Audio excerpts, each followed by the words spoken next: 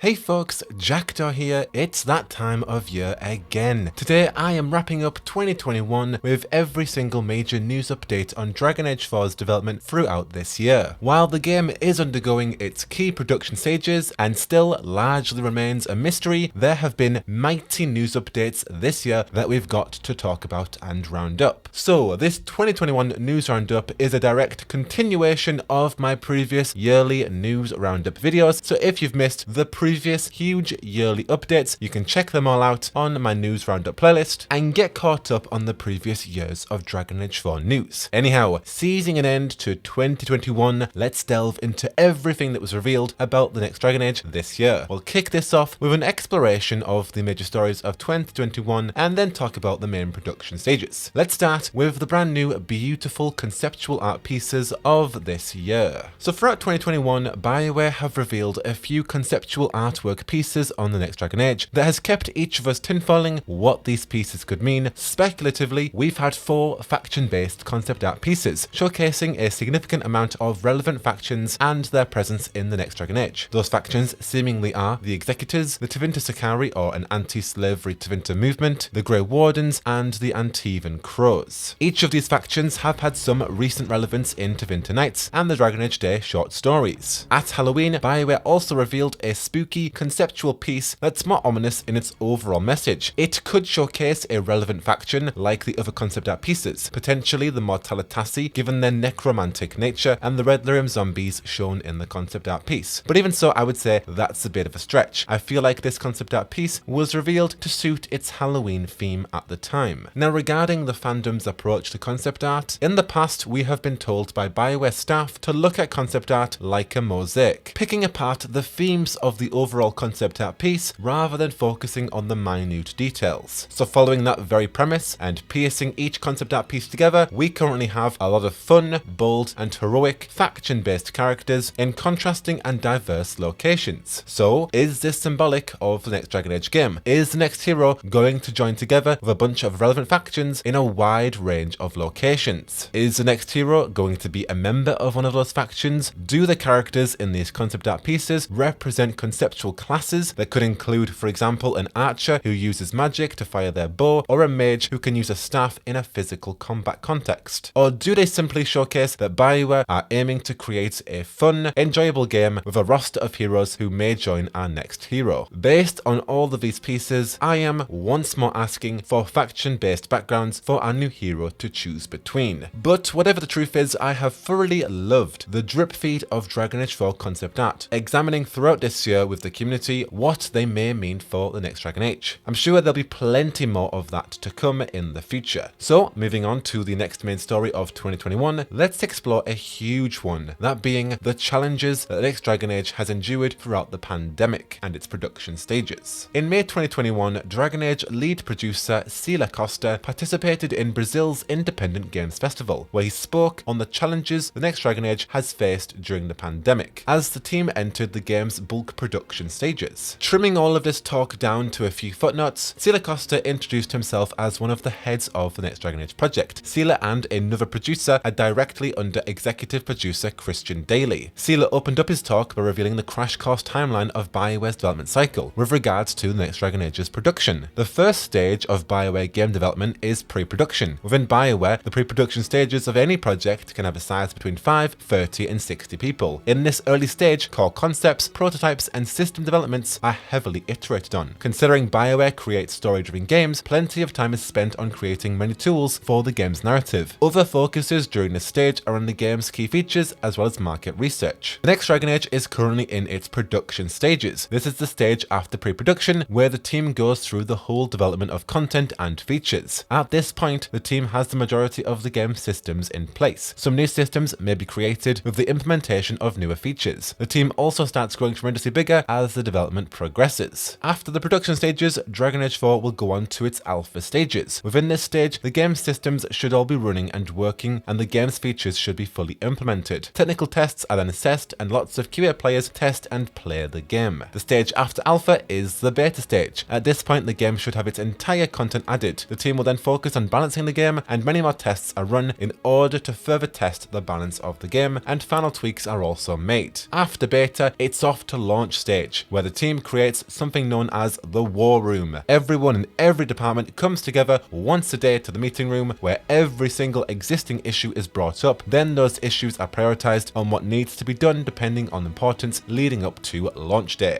After launch, the game is shipped and the focus is on patching the game, day 0 patches with more tweaks and fixes to follow, and the final stage of BioWare's development cycle is the new content stage, with the creation of downloadable content post-launch. And thanks to Sila Costa, there we have it, a very insightful perspective on the next Dragon Age's production stages and how far in development it actually currently is at this point. Sila moved on and explored the next game's production at the height of the pandemic. On the 12th of March 2020, BioWare held a team meeting reviewing the story for the next Dragon Age. Sila said that everyone was very excited. However, on the evening of that day, an EA CEO emailed every developer stating that due to the pandemic, everyone was to start working remotely. Given this overnight mandate, less than 50% of the devs were not ready to work from home straight away due to many issues like not having a VPN. Sila and his team started working on short-term changes that were needed. Their top priority was to take care of the developers, review each situation on a case-by-case basis, and support the needs of each person. A lot of working hours were made flexible, as well as the deadlines. According to Sila in May, this support was still strong for each developer. There was a lot of work into looking at each individual team's need for certain gear and equipment, ensuring that each developer had the required kit for working remotely. Every 3 months, there was a sum of money that was given so the team could then buy specific developer kits like new mice, keyboards, microphones, webcams, etc. Regarding mid and long-term changes, Sila said that they have had to look at them from 2 perspectives: the change in personal and professional environments. As an example of a change in a personal environment, Sila showed his Fitbit stats that drastically dipped once the team had started working from home. The number of steps he'd previously taken when he worked in the office were halved because of working remotely. This had a huge effect on his productivity because he got a kidney stone. And each developer were going through similar situations like this, and they felt that they needed to adapt to a new routine in order to feel more productive. For Sila in particular, he got a standing desk as well as a treadmill. After each developer had built their own routine, ensuring that they were going for a walk or getting a new hobby to remain active, the developers then began to feel more productive when working from home. And then on the professional side, the team had to improve the remote delivery of builds. When working from home, developers needed a VPN so they could then download builds, make their changes to the game, and then upload the updated build to the server. To help each developer access the build, Sila and his team worked with new infrastructure and found a way for every developer to remotely access the console build kit in the BioWare offices via streaming methods. The team also worked on adapting new channels of communication. Before the pandemic, the team could sit in a meeting room and discuss things with ease. However, during the pandemic, BioWare had to adapt to new channels of communication, like Zoom meetings and reanalyzing their Slack server. Another issue that the team had to face was the number of meetings they needed to have while working remotely. Essentially, any conversation within the team became a meeting because of the uncertainty of the pandemic. At one point, there were so many meetings throughout the days that not much time was actually dedicated to the production of the game. So to overcome this, the team questioned which meetings should take priority, which conversations should be taken to Slack instead. They then wrote meeting notes for anyone who didn't necessarily need to attend said meeting but wanted to know what was discussed in that meeting. And with those guidelines in place, the number of meetings decreased and the production improved significantly. From a content point of view, the most difficult thing about the pandemic was adapting performance and motion capture. Previously, BioWare hired actors to fill out scenes for animation and scene frameworks. The pandemic brought great limitations to what BioWare could and couldn't do. So as a fix, the mocap actors wore masks and socially distanced themselves for their own safety. No other crew members were seen on set, and the directors were guiding the actors through a Zoom call. Overall, Sila shared that these adaptations made the work harder. However, the team managed to do it. When it was once said to be impossible to do these things, like mocap remotely, the team had strived through these challenges and they made them possible, which is absolutely inspiring. Going forward for the future development of Next Dragon Age, depending on each developer's roles, some of them may continue working from home, while some will slowly return to work at the offices. During the pandemic, BioWare began hiring other developers outside of the Edmonton and Austin studios, and so because of that, the team were able to gain more talent that they wouldn't have been able to reach beforehand without those developers relocating. BioWare are going to continue doing this, increasing their talent pool outside of Edmonton and Austin studios. So in summary, Sila ended the talk by answering a few questions. As a big fan of Dragon Age, Sila is really excited for the next game. He believes that they have the opportunity to launch the best story with Dragon Age 4. The characters are amazing, and Sila and the rest of the team are dying to say more, but they can't at the moment. And on that exciting notion, those are the main takeaways from Sila Costa's talk, which was exceedingly insightful on Dragon Age's production production throughout the pandemic. Let's move on to the next major story of 2021, the single-player pivot of the next Dragon Age. In February 2021, BioWare revealed that the Anthem Next reboot was cancelled. Christian Daly, who previously worked on the reboot, shared that the team made this decision to keep a laser focus on their efforts as a studio and to strengthen the next Dragon Age, Mass Effect and SWTOR. The Anthem teams were then moved to work on each project respectively. Global Director of Integrated Comms at EA, Andy McNamara, spoke more on Anthem's cancellation. He said that he sees people ripping BioWare for this and he knows he can't change that, but COVID has been a global challenge and these types of decisions aren't easy for them. Anyway, less hate and more hope for BioWare. While it is very much a sad case for Anthem's cancellation, merely a day after this event, Jason Schreier via Bloomberg reported that EA has made a major pivot on the next Dragon Age game, allowing the developers to remove all planned multiplayer components from the game, according to people familiar with the matter. Jason shared further that the next Dragon Age, which doesn't yet have an official title or release date, had previously been designed with a heavy multiplayer component, said the people who were asked not to be named because they were not authorized to speak to the press. However, in recent months, the next Dragon Age has transformed into a single player only game after EA was stung by a recent multiplayer flop. Following this story up to December 2021, BioWare reiterated on Dragon Age Day 2021 that the Dragon Age team are working hard at building the next single player focused experience. So while this story was originally leaked in the first place, BioWare's vision seemingly hasn't changed on sticking to a laser focused single player game. Speaking on this story holistically, I think this has been the most exciting news update on the next Dragon Age so far. However, I still do have so many current lingering questions regarding these removed planned multiplayer components, like how many multiplayer and live service elements were originally implemented? Is the removal of those planned live service and multiplayer components another reboot? Did Mark Derra and Casey Hutton know about this shift before they departed the studio? Mark Derra most assuredly knew about this because he left in February, the same month that the story was leaked. And is a multiplayer mode completely off the table for the next Dragon Age game? Regardless of those questions, because they still don't have an answer, whatever live service and multiplayer elements that were originally planned have since been removed. BioWare's vision for the next Dragon Age is back on track with a single player focused experience. The only upsetting part about this single player rework is the fact that Joplin, the original single player Dragon Age iteration that was helmed by Mike Laidlaw's creative vision, a project that we have talked about to death on my channel, yep, that perfect vision for the next Dragon Age was cancelled in 2017 and then rebooted with a live service and multiplayer pivot. And at that time in 2017, Mike Laidlaw left the project with Matthew Goldman taking over as the creative director of a multiplayer focused iteration known as, yep, you know, Morrison. And now the project has pivoted again, similar to its original iteration, yet now without Mike Laidlaw and recently without Matthew Goldman helming this project as a creative director. Once again, I'm asking, is this single player pivot going to act as another reboot? And with another creative director joining the team, it certainly feels like it. Overall, I just think it really is quite upsetting and frustrating that the BioWare developers have had this influx of development that has wasted production time and influenced key staff to just leave the project entirely, only to then have another part of the team who have stayed through all of the hardships return to a very similar project. It would have been so much easier if Electronic Arts just let BioWare do what they want to do in the very first place, like they are now, we think. But I suppose at least this year the tides have changed and it seems like EA are just letting the Dragon Age team do what they want. At least for now, we can assume the Dragon Age team are focusing on creating the best single player experience for Dragon Age 4. And as a silver lining, confirmed in BioWare's 25 years book, the Wolfrook book that shared a lot about Joplin's vision will still share aspects for Morrison. So hopefully not all of Morrison's original vision is lost. I just hope that there is still a solid vision for this game with the fact that it's had now 2 former creative directors. But again, a topic for later on. Let's now delve into the tea of this video and look at the production stages of the next Dragon Age throughout 2021. And this year, while we haven't had anything really from BioWare, we've still had many indicators and updates on the current Dragon Age project in progression, as you can already tell from the stories we've had so far this year. But let's go over each and every single update rapidly, month by month. In January, BioWare kicked off the new year with the speculated Executor Agent concept art piece revealed by Christian Daly and also former creative director Matthew Goldman, who joined Twitter to get personally more involved with the fandom. Justin Mass left the Dragon Age team after 5 years as a UX designer and technical experience designer. He moved on to Respawn to work on Apex Legends, which is incredibly exciting for Justin. And animation director Mike Jungbluth tweeted about the animation team having some cool stuff to show off and review. Mike had so many "this is so awesome, gross, wild" moments after every single call. In February, former creative director Matthew Goldman shared that it was his 12th anniversary working on Dragon Age. In celebration, Matthew Goldman revealed a few Dragon Age concepts and insights that he's archived over the years. One of Matthew's most prominent posts was an image of the next Dragon Age font that featured in the 2020 Game Awards trailer with its golden accents and circular designs. The other more prominent post from Matthew Goldman regarded a very cool image by Kafka Sai that I'm not going to repost because it is fan art, but it resembled the enigmatic figure in the 2020 Game Awards trailer, this character that we've speculated for a while to be an agent of the Executors. Matthew said that this figure is the mysterious V Archer. V. Could that be Veilfire, Void, Venatori? Who knows? Maybe it's just an upside down triangle that represents the Executors again. I look forward to more answers and reveals on this in the future. February also meant the announcement of a quarterly EA earnings call. The CEO Andrew Wilson discussed their plans up until Q4 2021. As a TLDR, Wilson said that BioWare and EA have recognised the few blips in BioWare's delivery over the past years, but EA and BioWare are both confident in its future roadmap. The new leadership team are taking the studio in a new direction, and overall EA feels good about the ongoing success of BioWare and they plan to reveal more in the near future. And moving on, back in December when Casey Hudson and Mark Darrow decided to leave BioWare, the Edmonton Journal reported that Mark actually agreed to stay on at BioWare until February to help with the role transition for executive producer Christian Daly, which again leads me to assume that Mark Darrow did know about this single player pivot and perhaps maybe even fought for it personally. As of February 5th, 2021, Mark Darrow left BioWare having spent 23 years at the company. I know I speak for every single person in the fandom when I say that we deeply appreciate all the time, energy and love Mark has spent at BioWare on Anthem, Mass Effect and Dragon Age. We're all absolutely wishing you well on your future endeavours, Mark, and as well as becoming a sensational YouTube content creator. In March, user Sand Wickturn on the BioWare social network requested more accessibility options for the next Dragon Age title. Luke Barrett, who is working on RPG/progression for Dragon Age, said accessibility is very important here at BioWare. We have a team internally and at EA focused on features and improvements in this area. You should be covered, but just in case I can pass along any specific requests. Can't say for sure whether they'll be included or not, but it doesn't hurt to check. At the end of March, 14-year narrative quality designer Aaron Lebray left BioWare seeking a change. Aaron is now a principal narrative designer at the Chinese Room. I wish him all the absolute best on his future endeavours. I really enjoyed Aaron's short story Into Winter Nights. He wrote An Old Crow's Old Trick, and with that as an example of his work, I'm not going to sugarcoat this, BioWare are surely at a loss without him and his narrative prowess. In April, BioWare revealed the brand new Grey Warden concept art piece. However, that was really it. Things were relatively quiet in April regarding Dragon Age news. In May, audio artist Presley Hines left the Dragon Age team. She said that it's been bittersweet to say the least. In the middle of May, EA had another earnings call, focusing on the immediate future of 2022. There was no word on the next Dragon Age, other than BioWare have a new title coming out in the future, which clarifies that the next game will not be released in 2022 and will most likely be a 2023 plus release. In June, Gary McKay, the former interim general manager of BioWare following Casey Hudson's departure, was confirmed as the studio's permanent general manager. In a BioWare blog post, Gary shared a bit about his history and his plans for BioWare. Gary started his career in the games industry with EA back in 1998, which is when I was actually born. He said it was exciting to see BioWare and EA grow in those early days. He spent the next 7 years with EA before moving on, but now you could say he's come full circle. BioWare has been at the top of Gary's bucket list of studios he's wanted to work with. He believes that BioWare are unique because the studio has an incredible history of building critically successful games and universes that are truly beloved by so many fans. He thinks success for BioWare in the future is all about rebuilding that reputation and delivering on that promise of quality. Ultimately, Gary shared that with his direction, EA are laser focused on releasing these types of games BioWare have built a reputation on, those being high quality console, PC and online RPGs with rich stories, unforgettable characters and vast worlds. The teams continue to work on the next Dragon Age and Mass Effect, and 2021 was a milestone year for Star Wars The Old Republic, being its 10th anniversary. In the opposite direction of what I would say this being really good news at the time in June, we had a really upsetting departure. departure. Product director Gabe Hyland left the Dragon Age team. According to Gabe's LinkedIn, her role at BioWare included representing the product management discipline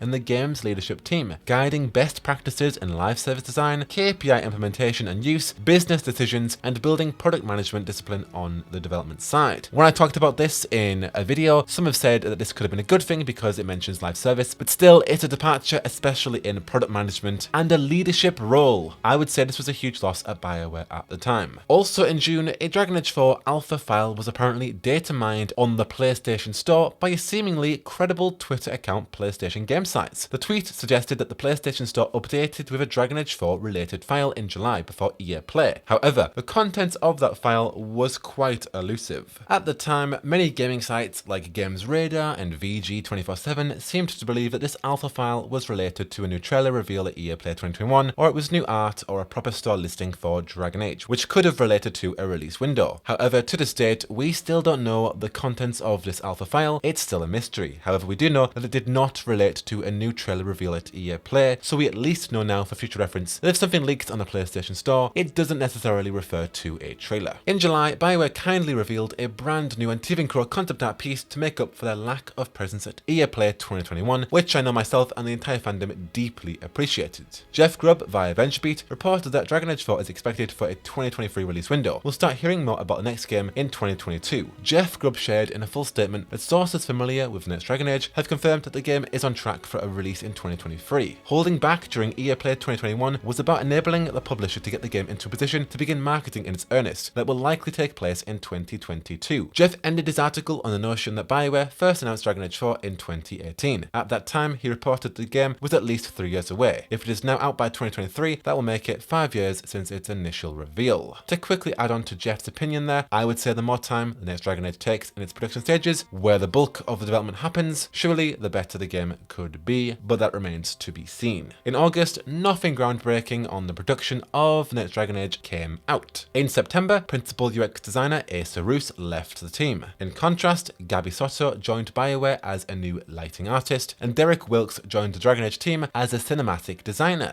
Dragon Age producer Sela Costa replied to someone manifesting diverse body sliders for Dragon Age 4. Sela replied, taking notes. Writer Jay Watamanuk tweeted, work rewrites this week, getting closer. In October, Jeff Grubb, once more via VentureBeat, revealed that Dragon Age 4 is heading to PS5 and Xbox Series X/S without cross-gen releases. The game will be next-gen exclusive. Jeff confirmed this scoop via a LinkedIn profile of a lead play designer working on the next Dragon Age, so it's pretty good solid evidence to support this claim. Dragon Age developer Jill Harrington tweeted, you should see the fun places I've been making hair grow out of lately. Animation director Mike Bluth tweeted a job posting with the caption, come help us bring to life diverse characters to smooch and wild creatures to pet. Also in October, associate quality designer Scott Correll left the Dragon Age team. According to Scott's LinkedIn, he worked predominantly on Mass Effect Legendary Edition. However, he did also work on the latest Dragon Age, focusing on performance and automated tools in a similar capacity to Mass Effect Legendary Edition. October was wrapped up with some spooky Halloween concept art. In November, animation director Mike Bluth tweeted, finishing off the work week with an absolutely inspiring animation flight presentation from The Singularity to the animation team. There are a few things better in this life than having people more expert than you sharing their knowledge and passion. Particularly interested in the flight animation presentation there, because what does that mean? Does it mean griffins? Does it mean Stolas flying in an archdemon? Who knows? Very exciting. And then, in a rather bombshell moment, it was revealed via Kotaku that Matthew Goldman, the creative director on Next Dragon Age, suddenly left the Dragon Age team after a mutual agreement with BioWare and EA leadership to part ways. This news was revealed in a rather cold email, just to be brutally honest about the matter. And since then, Matthew Goldman has left BioWare without a word or any tweet. The studio has not released any follow-up statement or farewell to Matthew for his hard work and dedication over the years. And to this date, we still don't know who the creative director currently is on the next Dragon Age. Hopefully in the new year, BioWare will reveal who's helming this ship from here on out, and we'll have a story from someone revealing about Matthew Goldman. I'm going to speak more about this in my next Landsmeet podcast, but even so, it's a very strange situation. And then in December, the fantastic Dragon Age Day team celebrated everything to do with Dragon Age via streams, interviews, giveaways, and so much more, with donations made to Able Gamers Charity, an American non-profit organization dedicated to improving accessibility in the video game space, enabling more people with disabilities to be able to play video games. BioWare celebrated the day with a very small blog post praising the team behind Dragon Age Day. Last year on Dragon Age Day, the Dragon Age website was updated with 4 brand new short stories, each with a beautiful art piece. The short stories in 2020 were the next one, Ruins of Reality, The Wake, and Mephist's Shadow. In that very similar fashion, BioWare revealed 2 brand new stories with art pieces. We had The Flame Eternal and Won't Know When. Now, The Flame Eternal offers an incredible insight on the timing potentially of the next Dragon Age, because the story was set 30 years ago in 922 Dragon, which means the current present would be 952 Dragon, 8 years after Trespass's event. So, is 952 Dragon the next Dragon Age's timeline? Could be very interesting if that is the case. Also on Dragon Age Day 2021, BioWare shared a paragraph about the next Dragon Age in the works. They said, "Speaking of building new worlds and stories for you to explore, we want to let you all know that we're still hard at work on building the next single-player focused experience for Dragon Age. We're excited for the new year where we can talk more about what we're working on. Until then, we'll leave you with 2 short stories from the world of Dragon Age. Thank you all for continuing to take you on this journey with us." So 2022 is going to be our year, folks. BioWare are going to be talking about the next Dragon Age, whatever that means. Doesn't have to be a trailer, even blog posts. It's still just an exciting notion to know that in 2022, folks, we're going to know a lot more about the next game than we already do, which I think is just an exciting way to end 2021. Yes, we didn't get a trailer this year, but that's absolutely fine. We want this game to be made in healthy working conditions, and we just want to know that the game's going to be alright. You know, with the creative directors leaving, the previous staff members leaving, we just want Dragon Age to thrive. So to know that we're going to hear more about the next game in the new year is so exciting. Anyway, let's move on to another major news story of 2021, the Dragon Age team's departures. So I've built a record of this, and this is just the departures since 2020. I'm not talking about ones that left in pre-production like Fernando Melo, but since November 2020, there have been 10 departures from the Dragon Age team in a variety of departments. Now, I've spoken on this topic repeatedly throughout the year. I don't think I need to speak too much on it. At the end of the day, there's an entire 300+ team of talented developers who are working every single weekday to ensure the next Dragon Age releases on schedule, also going through a pandemic. I have hope in that team, and I trust in their talent and ambitions. However, with that said, I am incredibly wary of EA's executives and their vision for the next Dragon Age. We've seen what they wanted to do in the past with live service and multiplayer elements, and that being reworked to now a single player game, and all that time wasted. We have started this year on a great note with Dragon Age 4's single player pivot, that the developers were able to take control of this project since EA witnessed Anthem's downfall. But right now, given all this news and developers leaving, I'm just a little bit skeptical if BioWare do actually have full control of this project. But leaving my skepticism and speculation there, we're just going to have to watch out and see what BioWare reveal and what happens when Dragon Age 4 is released to the world. If BioWare did have full control of this project and developers have just left because it's their time to leave, or if we get about 5 Jason Schreier stories revealing the hectic development of this game with a mix of EA's leadership. We're just going to have to wait and see, and I'm just going to be optimistic until that day comes. Anyway, while the next game is currently in development, Giant Freaking Robot have shared that there's a Dragon Age Netflix show in the works. The news site's official stance is that they have received an exclusive, trusted and proven source that Dragon Age is getting a series on Netflix, and the show is in active development right now, which is awesome. More Dragon Age content is fantastic. And speaking of which, while there's been no confirmation or announcement or anything of the like, Nunzio developers and Christina Weir have shared many times that they would love to continue writing more Dragon Age comics since Dark Fortress wrapped up earlier this year. I can only hope that BioWare and Dark Horse have heard our prayers for more fantastic comics from the pair. For me, it's about those characters and witnessing them again and those future narratives. That's what I want to see. Please, BioWare, Dark Horse, give Nunzio and Christina the funds and the go-ahead to make more comics about Vaya and Francesca and Calix, and of course Autumn, the best Mabari in existence in my opinion. Please do it. Anyway, let's wrap up with my expectations and this year overall. I'd say 2021 has actually been a decent year for Dragon Age content. If you compare it to 2020, with the reveals of Dragon Age footage, trailers and prototypes, we were absolutely spoilt rotten. And I'm going to be talking more about this year as a whole in my next podcast. But as evident in this video, we have actually had major stories on the next Dragon Age this year. And what's most exciting is, as 2021 ends, 2022 will start. We're that much closer to even more Dragon Age news. No matter what you've gone through this year, no matter what you're currently going through, if Dragon Age is your escapism, or if you just like just hearing more about that game and feeling excited, those days are coming, folks. More of those days are coming. And there's going to be more exciting things to talk about, hopefully in the near future. Especially with the confirmation that BioWare are going to be talking about the next game. Exciting times are ahead. But to reminisce about this year as a whole, I just want to say thank you to each of you who have supported me and watched my videos throughout this year. Your time and care are the reasons why I create videos like this to this length, and I'm going to continue doing that in the new year. year. Thank you so